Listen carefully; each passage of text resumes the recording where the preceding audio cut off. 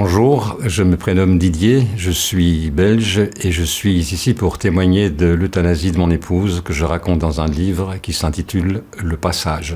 Alors, comment ai-je rencontré Françoise ? Eh bien, au début des années 2000, j'étais invité à ce qu'on appelle des repas de garçons. C'est une fille qui invitait des garçons qui ne se connaissaient pas. J'ai eu l'idée d'organiser moi-même un repas de filles, donc d'inviter des filles que je ne connaissais pas, puisque j'adore cuisiner. Et c'est lors d'un de ces repas que j'ai rencontré Françoise, qui, lorsqu'elle m'a vu la première fois, m'a dit « Mais c'est quoi ce vieux ?» Alors, Françoise était la dernière à quitter le repas. Nous avons sympathisé. Elle était en relation à l'époque avec un homme. Et puis, au fur et à mesure de la discussion, j'ai appris qu'elle était atteinte d'une maladie neurologique. Ce n'était pas important pour moi. Et puis, plusieurs fois, nous nous sommes revus dans les semaines qui ont suivi. Et puis, les relations se sont un peu distancées. Et puis, ils ont repris, etc. Quelques années plus tard, étant donné que j'étais à l'époque architecte d'intérieur, je lui ai proposé de refaire son appartement. Et c'est dans les conditions de ce travail qu'elle est venue habiter chez moi pendant 3 mois parce qu'elle n'avait pas d'autre endroit où aller. Et durant cette période, la relation a pris de manière un peu plus approfondie. Alors, elle m'avait bien entendu parler de ses problèmes neurologiques, mais c'est quelque chose qui ne m'a pas du tout perturbé. Et puis, lorsque les travaux ont été terminés, nous nous sommes revus de temps en temps, enfin pas de temps en temps, elle venait chaque week-end à la maison. La première fois, c'était avec un petit sac, la seconde fois, c'était avec un sac un peu plus gros, et la troisième fois, c'était franchement avec des valises. Alors, je lui ai demandé, mais ce n'est que pour un week-end ? Elle m'a dit, peut-être pas. Et au fur et à mesure de cette relation qui est devenue importante, qui est devenue forte entre nous, il s'est passé un incident un jour dans la cuisine où elle m'a dit, je ne sens plus mes pieds. C'est comme si mes pieds étaient entourés de grosses chaussettes et je ne sens plus très bien le contact entre le sol et mes pieds. Et à partir de ce moment-là, elle a décidé, ce qu'elle faisait déjà auparavant, elle avait des rendez-vous réguliers avec un neurologue, d'approfondir les examens neurologiques. Donc cette relation a été très belle, très chouette. Et puis un jour, je ne sais plus en quelle année, ce n'est pas très important, elle m'a demandé si elle voulait m'épouser, si je voulais l'épouser. Je lui ai répondu que non, que je n'étais pas prêt. J'avais 2 enfants et je n'étais pas prêt à entrer dans une relation de mariage. Et puis c'est 2 ans plus tard où moi je me suis senti prêt pour le mariage alors que ces problèmes n'avaient rien à voir avec cela. Et je me suis posé la question de savoir comment j'allais lui demander parce qu'elle avait un caractère parfois un peu sarcastique mais très très très drôle. C'était une fille très intelligente. Et j'ai envisagé toutes les solutions, de l'emmener dans un grand restaurant, de l'emmener en voyage et puis pour finir, j'ai fait un simple pas de patte. Et puis au moment où je me suis lancé, je me suis dit, je ne sais pas du tout comment elle va me répondre, ou elle m'envoie sur les roses, ou peut-être qu'elle va me répondre oui. Et je me suis lancé et j'ai posé simplement la question, tu te souviens Françoise, il y a quelques années, tu m'as demandé si je voulais t'épouser, je t'avais répondu non, et aujourd'hui je suis prêt. Alors elle m'a regardé, elle m'a souri, elle a dit oui. Alors nous avions, Françoise et moi, une relation fort amoureuse, bien entendu, mais elle travaillait dans une grande institution européenne, elle avait un poste élevé à ce niveau, et c'était un travail qui lui plaisait particulièrement parce qu'elle était très intelligente, elle était traductrice, donc elle maîtrisait parfaitement l'anglais, l'espagnol, le français et le portugais. Elle avait une connaissance très approfondie de l'histoire, alors que moi, j'en avais pas du tout. Et nous passions beaucoup de nos soirées à refaire le monde. Alors en général, ça se passait bien, mais parfois il nous arrivait d'abuser un petit peu sur le vin rouge. Et alors les discussions prenaient une tournure où chacun voulait avoir raison. Puis ce qui était merveilleux dans cette relation, c'est que après la discussion, quand nous prenions conscience que l'un ou l'autre avait été un peu trop loin dans ses propos, nous nous regardions et nous demandions pardon l'un et l'autre. Ou plus tard, c'était les quelques instants qui suivaient quand on se retrouvait l'un à côté de l'autre dans le lit en se disant « c'est un peu con d'être fâché comme ça ». Et donc la relation était une relation d'amour, c'était une relation dans laquelle j'ai appris beaucoup de choses, pas que sur l'histoire, parce que de nouveau c'était quelqu'un qui avait le verbe très fin, elle avait une grande connaissance de la langue française et c'est elle qui a corrigé beaucoup de mes ouvrages puisque j'en ai écrit plus de 10 et il avait cet art de corriger le livre avec 3 couleurs, une couleur pour la grammaire, une couleur pour l'orthographe et une 3e couleur enfin pour les tournures de phrases ou les adjectifs qu'il était préférable de modifier. Notre relation, oui, c'était une relation très forte. Elle m'appelait mon amour. Moi, je trouvais ce mot amour un peu fort et moi, je l'appelais le guépard. Alors, il y a peu de gens qui le savent pourquoi Je l'appelais toujours le guépard parce que la première fois que je l'ai vu nu, ou en tout cas dévêtu, il était rempli de petites taches de rousseur. Et je lui ai dit, tiens, on dirait un guépard. Et c'est resté comme ça jusqu'à la fin et toujours maintenant. Et puis, il y a 2 petites anecdotes pour lesquelles nous avons souri au début, quand sa maladie de la sclérose en plaques est devenue un peu plus présente. La première fois, je l'ai retrouvée à 4 pattes sur le parquet. Elle criait après moi, elle me demandait « Doudou, viens m'aider ». Et puis, je l'ai trouvée à 4 pattes, ne sachant pas ce qu'il fallait faire pour se relever. Et ce jour-là, nous en avons ri. Et puis, ça s'est passé. Et puis, une deuxième fois, plus amusante, mais plus difficile. Elle était à l'étage dans notre appartement à Oderghem. C'était un duplex et j'entends un bruit et puis j'entends crier. Et puis, je monte et puis je la retrouve coincée, assise dans le panier à linge. Je n'ai pas eu l'envie de faire une blague à ce moment-là parce qu'elle était franchement mal mise. Et voilà, je l'ai aidée à en sortir. Et puis, ce jour-là, j'ai compris que la mobilité commençait à devenir plus difficile, plus délicate. Les choses se sont un peu aggravées parce que, la sclérose en plaques, c'est une maladie vraiment très vicieuse et les symptômes ne sont pas très visibles. Donc, elle était suivie régulièrement. Elle faisait des IRM du cerveau et puis de la moelle épinière également 2 fois par an. Et on remarquait que la lésion devenait de plus en plus forte. Alors, ça s'est traduit par une perte de mobilité de plus en plus importante. À un moment donné, il fallait que je la pousse très légèrement dans le dos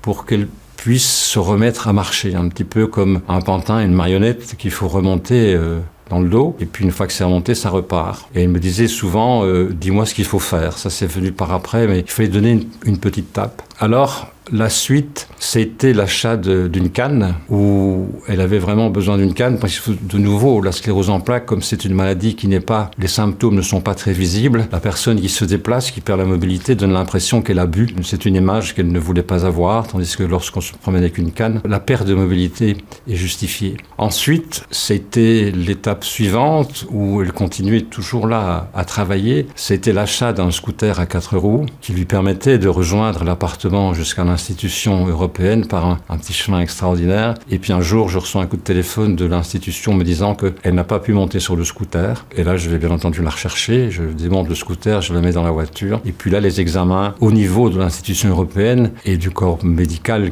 pour lequel elle était suivie ont décidé de la mettre en pension.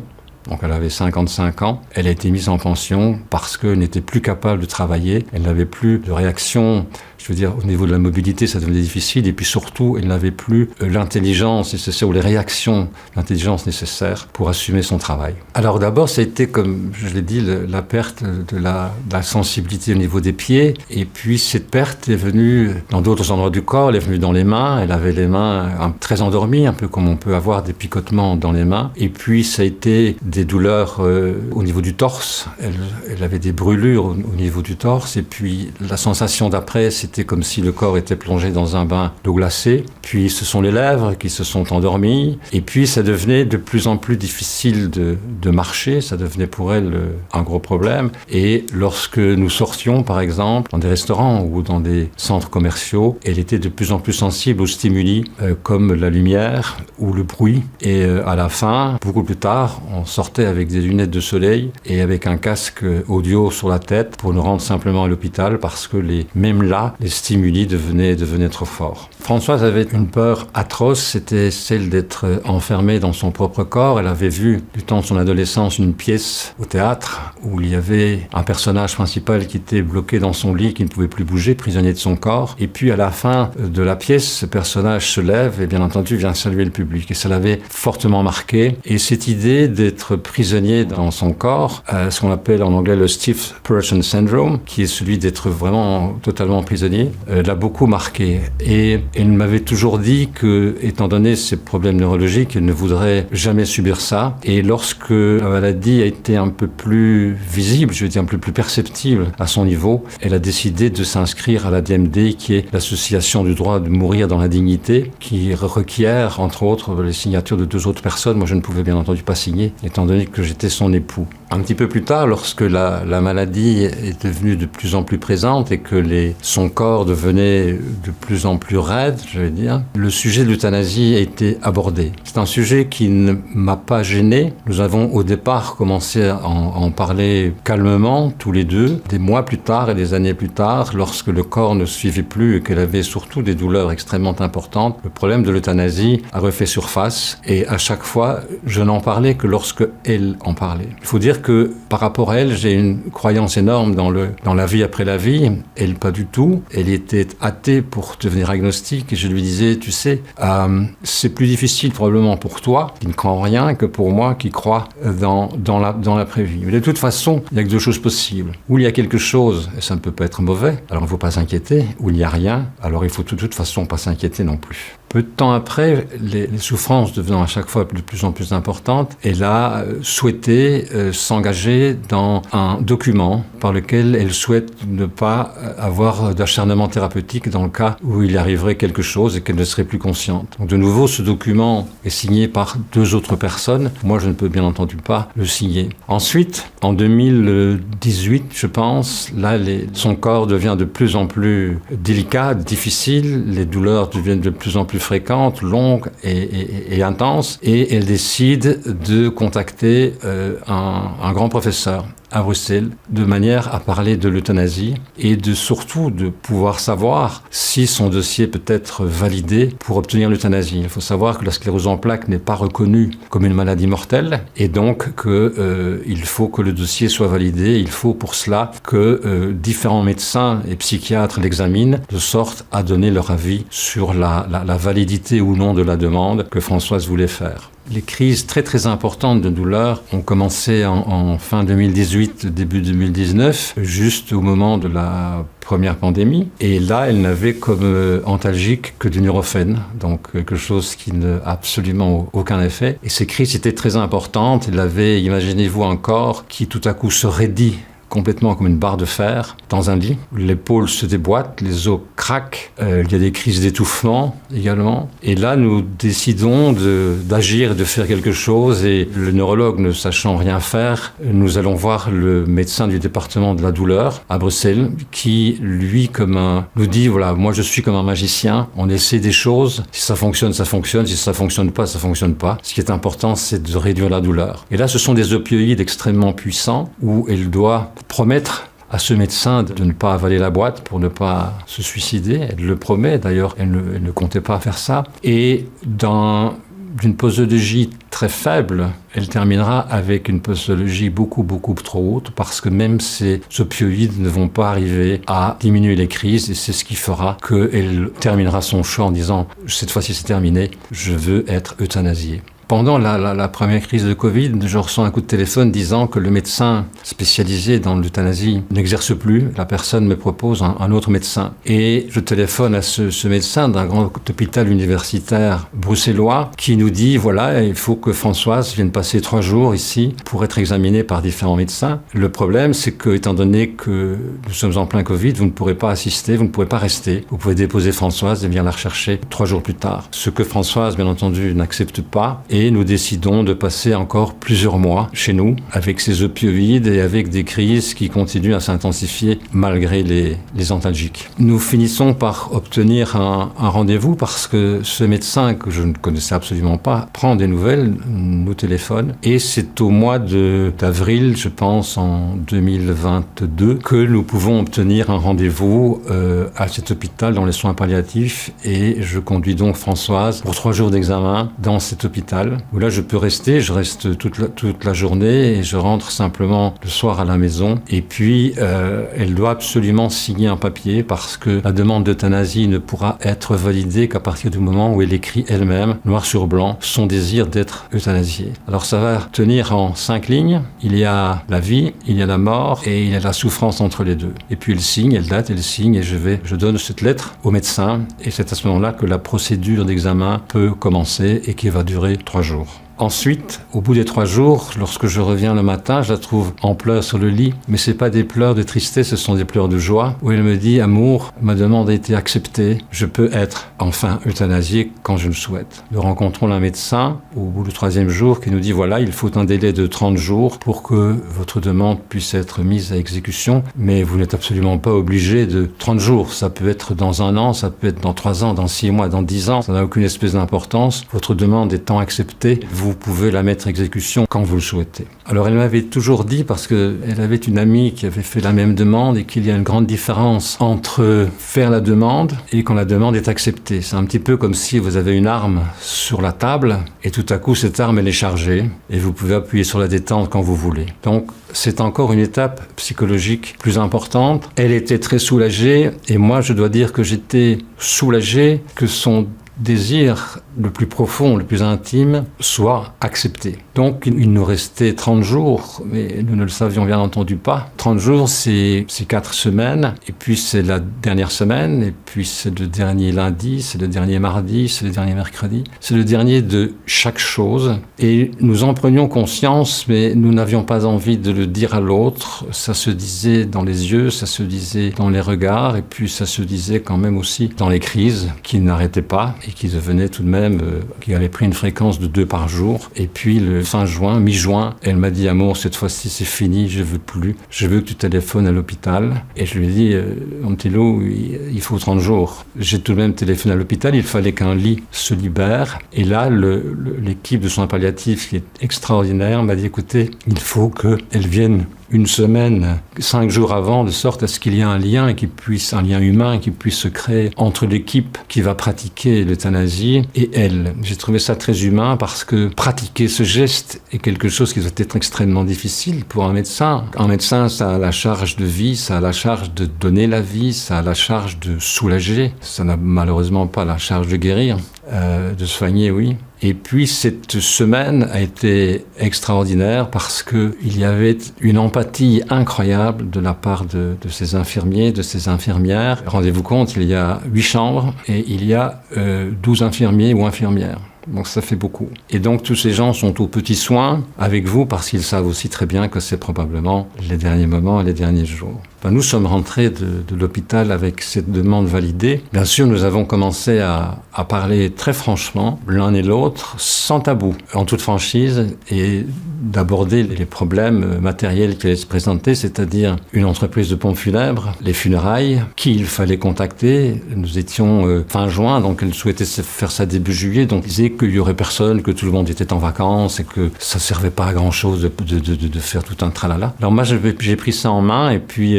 j'ai contacté différentes personnes qu'elle m'avait demandé de contacter, qui voulaient dire un mot, qui voulaient faire un montage photo, etc.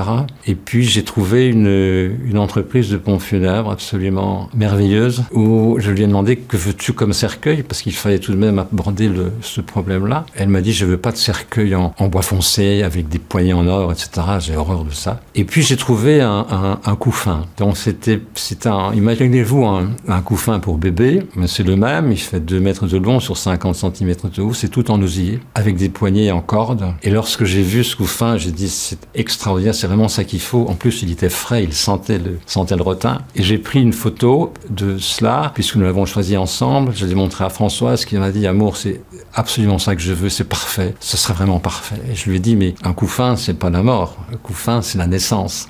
Donc tu vois que tu vas naître vers quelque chose. Et c'est à ce moment-là que je me suis dit, ben voilà, tu vas franchir un passage. Sa décision a été prise. Françoise était quelqu'un de très pragmatique. Et donc nous avons parlé de qui elle voulait voir. Elle m'a dit, voilà, je souhaite un dress code, je veux que ce soit blanc ou des couleurs, je ne veux absolument pas de noir. Et puis nous avons, avec l'aide d'une amie, Chantal, nous avons écouté des musiques. Elle a sélectionné les musiques qu'elle voulait. Et puis de nouveau, les gens à contacter. Et puis le dernier jour, qui a probablement été le plus difficile de tous, si j'enlève les crises de douleur, c'était le jour du départ. Là, il fallait bien entendu faire une valise. Et elle m'a dit, voilà, il faut mettre ça dedans, Est-ce que tu pourrais repasser ce chemisier blanc-là, parce que je vais mettre ce chemisier-là, avec ce pantalon-là. Et la veille du départ, elle a fait venir sa coiffeuse. Et là, c'est important de le dire, cette coiffeuse était d'obédience musulmane et n'était pas du tout en accord avec l'euthanasie. Et l'amour que cette personne avait pour Françoise était tel qu'elle a mis ses croyances de côté. Elle est venue coiffer Françoise, elle l'a manucurée la veille du départ à l'hôpital. Et ça, c'est une preuve d'amour énorme. Et puis le lendemain, nous nous apprêtions à partir. Et alors, nous sommes allés fumer une dernière cigarette dans le jardin. Et puis, c'est pas une, c'est 2, c'est 5, c'est 6 cigarettes. Et puis, à un moment donné, il fallait y aller. Et je ne souhaitais pas, moi, donner le départ. Je voulais que ce soit Françoise qui prenne la décision. Elle l'a fait. Elle s'est assise dans la chaise roulante. Et puis, très doucement, j'ai traversé le salon, la bibliothèque. Je voulais y aller doucement parce que il y avait derrière chaque objet un souvenir. Il y avait derrière chaque objet des cris. Il y avait de l'amour. Nous y sommes allés tout doucement. Et puis, arrivé devant l'escalier, de nouveau, elle s'est mise à pleurer parce que c'était très fort. C'était la dernière fois qu'elle voyait ça. On est retourné au jardin. On a refumé de nouveau quelques cigarettes. Et là, de nouveau, c'est elle qui a donné le départ. Et là, je savais que quand elle a dit « on se lève, on y va », je savais que c'était fini, qu'elle avait fait le travail et qu'il fallait partir. Donc, on a refait le trajet dans l'autre sens. Et puis, on a chargé la voiture avec la chaise roulante, les valises, les coussins. Et puis, on est parti avec Chantal, qui nous a accompagnés jusqu'au bout, à l'hôpital. Pendant la dernière semaine, le langage que nous avions, c'était un langage un peu silencieux. Il n'y avait pas de larmes, il n'y avait pas de regrets. Il faut dire aussi que chaque matin, donc elle est restée là 5 jours, inclus le jour de l'acte, chaque jour, le médecin passait pour lui poser la question « Êtes-vous toujours en accord avec votre décision ?» Et je ne pouvais bien entendu pas assister à ces dialogues puisque je ne pouvais pas influencer les réponses de Françoise. Et en fait, ces dialogues se passaient à chaque fois quand moi j'étais pas là. Et puis le dernier soir, elle a saisi la serviette qui lui servait de protection pour le repas. Elle en a fait un chapeau à la Napoléon. Elle l'a mis sur sa tête, elle a mis sa main sur le cœur, une sorte de baroud d'honneur à la maladie. Et c'était un très beau moment où nous en avons ri. Et puis, je suis parti, j'ai quitté l'hôpital en début de soirée. Et je ne savais pas très bien comment j'allais dormir, puisque c'était en principe la dernière nuit. Le premier jour, nous sommes arrivés à l'hôpital pour la dernière semaine. Elle a fait une énorme crise dans la chambre. Et là, on a dû lui faire une première injection. Et puis, ça n'a pas fonctionné. Donc, les cris continuaient. Le corps se raidissait de plus en plus. Et là, le docteur est venu. Enfin, la docteure est venue. Elle a tout de suite prescrit une pompe à morphine. Il y avait un médecin, l'infirmière en chef et un infirmier. Et personne n'avait vu un corps se transformer comme ça. Moi, je suis parti dans la salle de bain en demandant à l'infirmier « Continuez à poser votre main sur le cœur, si vous voulez bien ». Et arrivé dans la salle de bain, j'ai saisi un essuie de bain et j'ai hurlé. Et puis, la médecin est venue et m'a demandé « Mais ça dure depuis combien de temps ?» Je lui ai dit « Ça fait plus d'1 an ». Et à raison de combien de fois par semaine ? Ah, je dis 2 fois par jour. Elle me dit « Mais on ne peut pas vous laisser comme ça ». Je dis, moi, non, elle, oui, il ne faut pas la laisser comme ça. Et c'est pour ça, je pense que nous sommes là. Et lorsque les injections en intraveineuse de la morphine ont été placées, elle n'a quasiment plus souffert, il n'y a plus de crise, mais on était aux doses maximales de morphine. Alors dans la dernière semaine où elle est restée à l'hôpital, je lui ai demandé qui autorises-tu à venir te voir. Mon fils et ma fille aimeraient venir te voir. Elle l'a autorisé. Mon fils, ma fille, ma belle-fille et mes petits-enfants sont venus la voir. Et puis tous les jours, il y avait Chantal et Bernard. Nous avons même de temps en temps pris un petit apéro dans le jardin. Il y avait un petit jardin à la Monnaie devant ce bâtiment des soins palliatifs qui était un petit peu en retrait. Il faisait très beau, bien entendu. Et puis, nous ne parlions pas du jour J.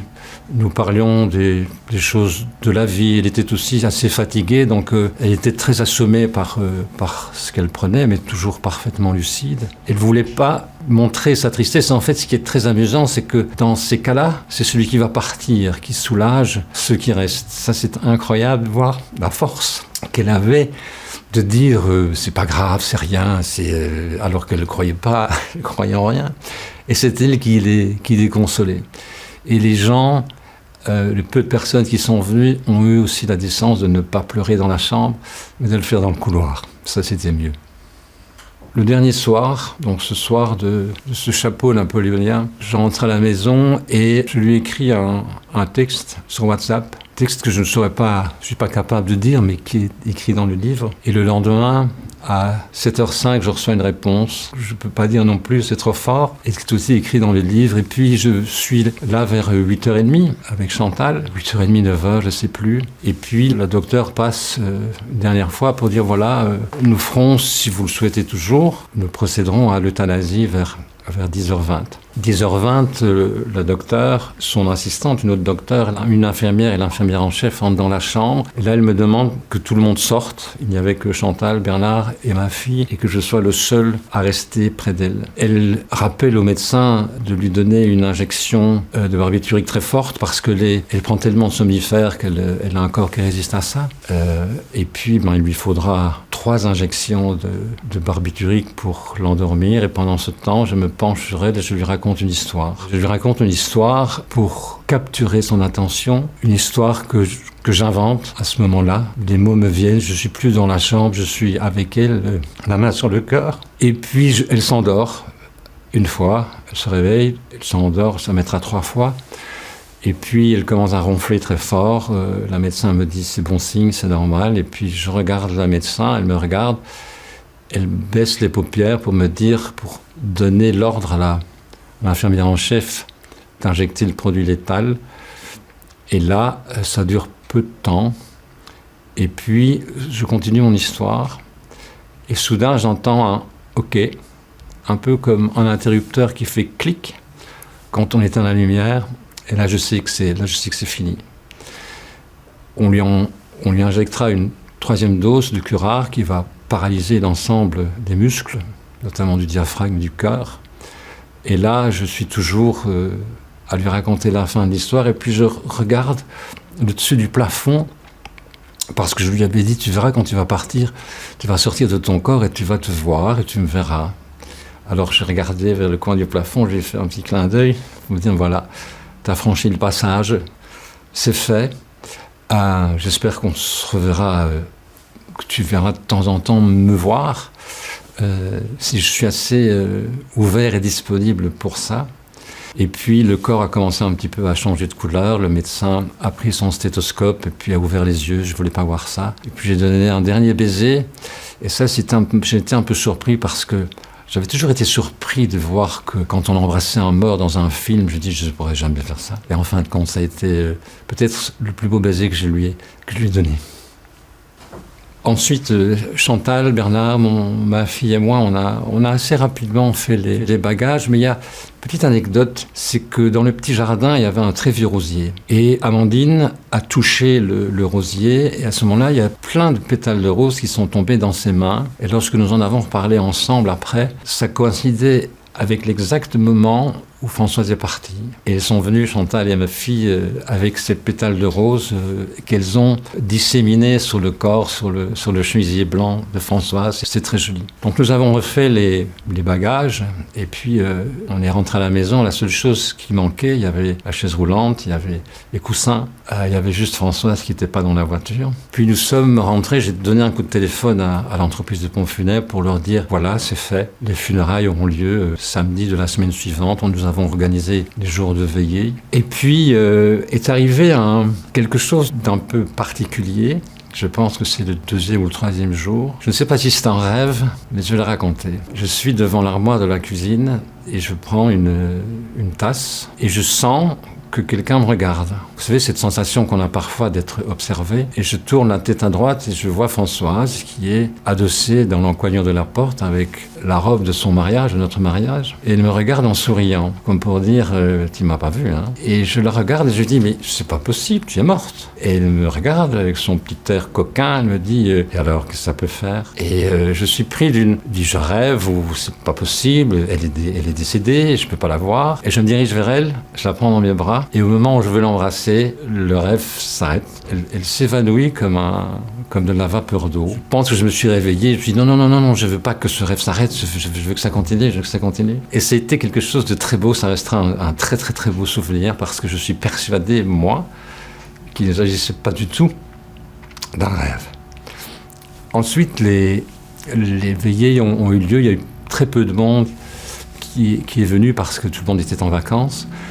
Et puis on a réalisé les funérailles, c'était très beau, c'était ce couffin en osier, en rotin, avec des fleurs du jardin. Elle ne voulait bien entendu ni fleurs ni couronne, elle souhaitait que les personnes apportent une fleur de son jardin ou un petit souvenir d'elle. Alors, ce que je garde de Françoise, la chose la plus importante, c'est le courage. Elle avait un courage extraordinaire, un courage d'âme, un courage physique, un courage de cœur, et aussi un amour inouï. Et je pense que ce courage, ça va être une force pour moi. Ça a été, depuis 1 an, une force énorme que j'utilise tous les jours, ou quand j'en ai vraiment besoin. Ceci, ce que je garde d'elle, c'est son intelligence, sa manière d'analyser les choses et son rire. C'est ce que je garde de toi, c'est ton courage. Merci.